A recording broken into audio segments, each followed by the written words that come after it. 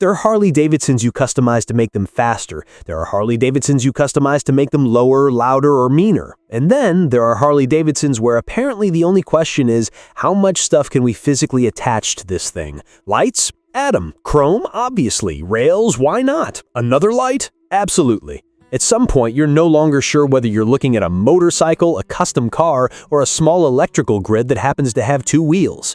But believe it or not, this insanity wasn't completely random. It came from a very specific motorcycle culture in New York, inspired by a place famous for doing exactly the same thing, Coney Island. And to understand why these Harley-Davidsons ended up looking like rolling amusement parks, we have to go back to the place that gave the style its name. At first glance, this looks like a Harley-Davidson that someone simply refused to stop modifying.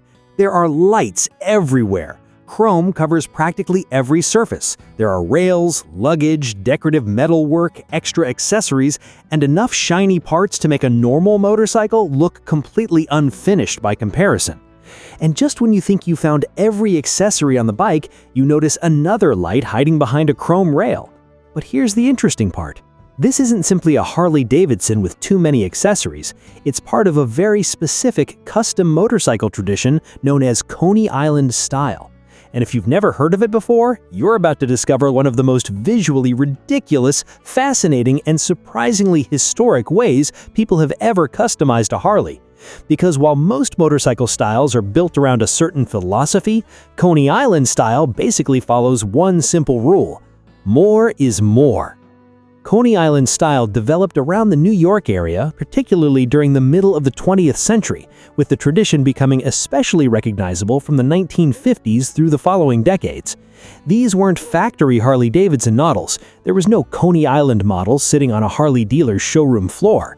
Instead, riders took large Harley-Davidsons, especially the big full-dress machines, and transformed them into highly personalized rolling displays. And personalization was the entire point. Where one rider might add a little chrome, another would add more. Where someone might install an extra light, somebody else would install an entire row of them. And eventually, these motorcycles became so heavily decorated that they developed their own recognizable identity. To understand why, though, you have to look beyond motorcycles. You have to look at Coney Island itself. Coney Island had become famous for something much bigger than its beaches. It was spectacle. Its amusement parks were filled with enormous signs, elaborate attractions, bright electric lights, flashing displays, and the kind of visual excess designed to grab your attention from across a crowded street. At night, the place could practically glow. And that obsession with illumination and spectacle became part of the inspiration behind a motorcycle style that would eventually carry the same name. The connection wasn't simply that someone saw Coney Island and decided to paint a motorcycle, it was more about the attitude. If Coney Island could cover an amusement park in lights, why couldn't a motorcycle? And that's where the transformation really begins. A normal Harley might have its standard taillight.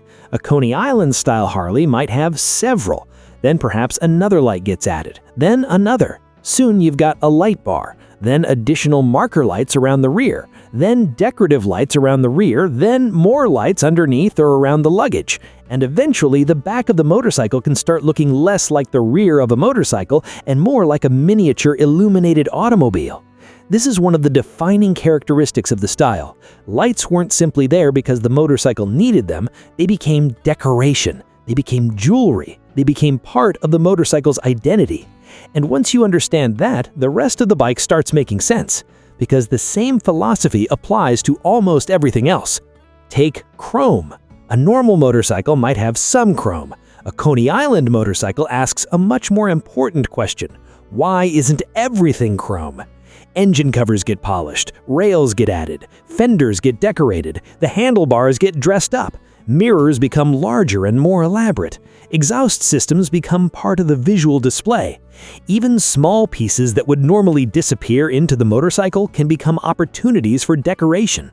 And this wasn't necessarily about making the motorcycle faster, it wasn't about reducing weight, it wasn't even necessarily about making it handle better, it was about making the motorcycle impossible to ignore.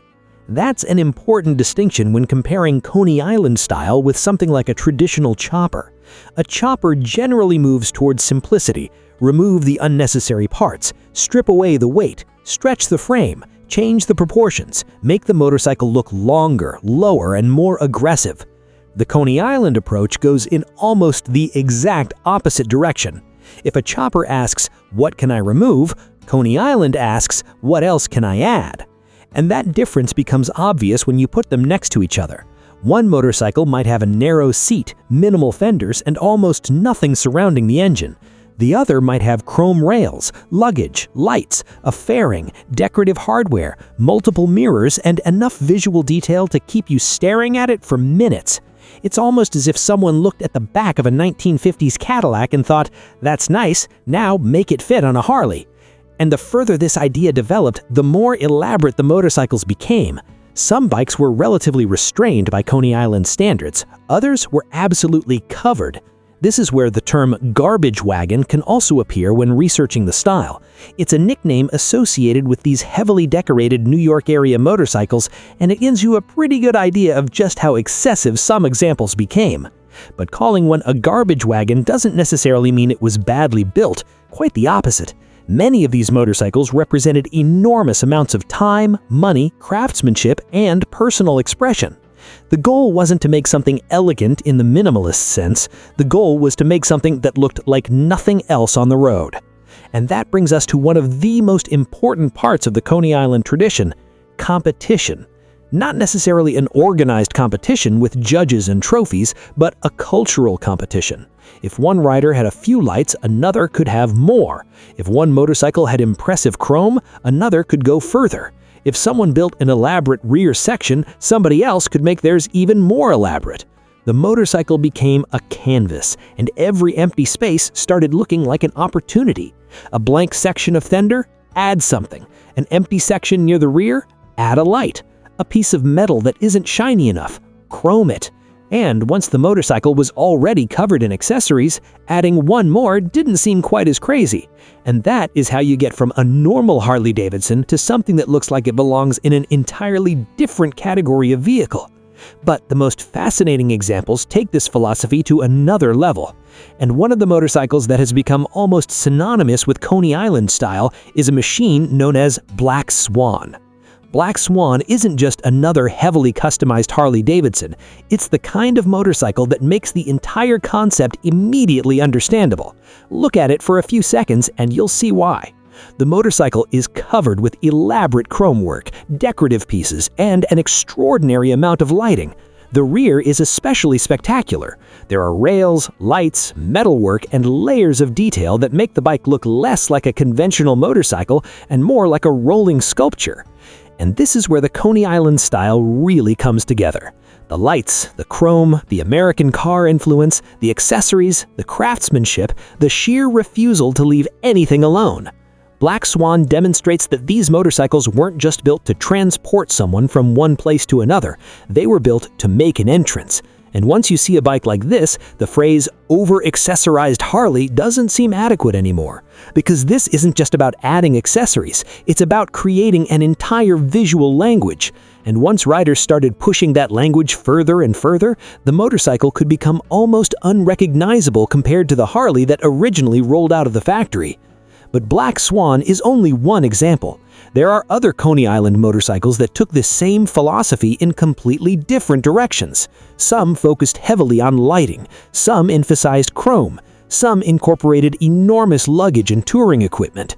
Others became almost sculptural, with custom metalwork and decorative structures surrounding the entire motorcycle. And that variety is important because there isn't one exact Coney Island blueprint that every bike has to follow. Instead, it's more useful to think of Coney Island style as a philosophy of customization. Take a Harley, start decorating, then keep going. And when you think you've gone too far, add one more light. Because in the world of Coney Island motorcycles, going overboard isn't a mistake. It's the entire point. So in the end, Coney Island style isn't really about building the fastest Harley, the lightest Harley, or even the most practical Harley. It's about making a motorcycle that refuses to be ignored. More chrome, more lights, more accessories, more everything. And honestly, that's what makes these bikes so fascinating. Because whether you think they're beautiful, ridiculous, completely over the top, or all three at the same time, you can't exactly call them boring. So, what do you think? Would you actually ride a Coney Island-style Harley, or is this where you personally draw the line? Let me know in the comments. And if you enjoyed the video, hit the like button, subscribe to the channel, and turn on notifications for more strange, forgotten, and completely over-the-top motorcycle styles. Because apparently there are still plenty of ways to ruin a perfectly good Harley, and we're gonna find all of them.